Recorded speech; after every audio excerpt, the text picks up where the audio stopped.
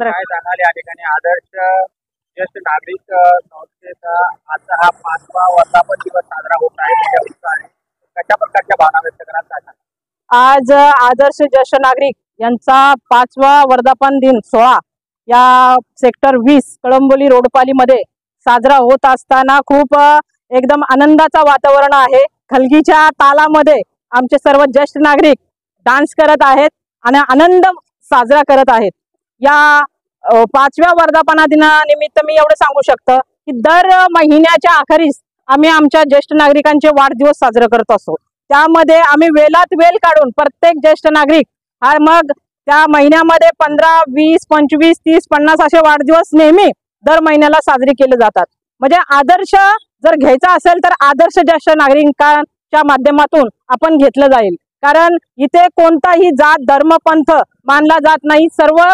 सर्वांना एकत्र घेऊन हा कार्यक्रम महिन्यामध्ये साजरी होत आहे। आम्हाला वाटतं कमीत कमी 5 वर्ष झाले असतील या कार्यक्रमाला। तो कार्यक्रम आम्ही सुरू केलेला आहे आणि वर्धापन दिनाला आमच्या 5 वर्ष पूर्ण होत आहे। खूप आनंदाचा हा आहे वातावरण आहे आणि उत्साह आहे आणि ज्येष्ठ नागरिकांच्या चेहऱ्यावरचे जे हास्य पाहून आपल्याला सरच खुशीचा वातावरण आहे। आणि हे माझे ज्येष्ठ जे आहेत ते मला नेहमीच चांगलं मार्गदर्शन करत आहेत।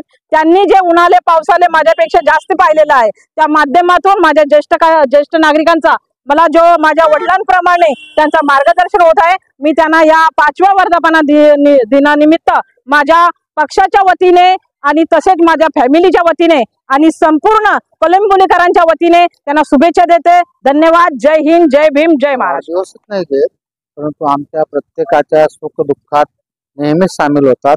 आम्हाला कुटुंबाप्रमाणे ते वागवलं जातं आणि आमच्या प्रत्येक अडचणी त्या सोडवतात। आमच्या आदर्श ज्येष्ठ नागरिक संस्था हे सरकार मान्य आहे।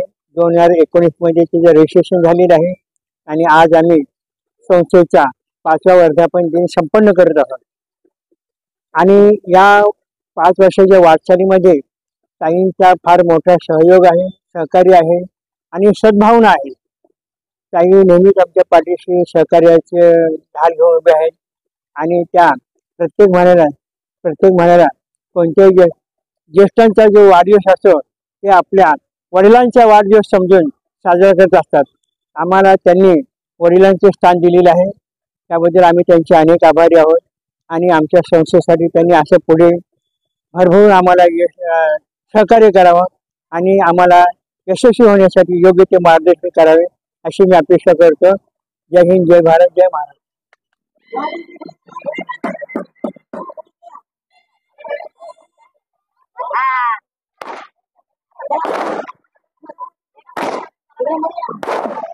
Yeah.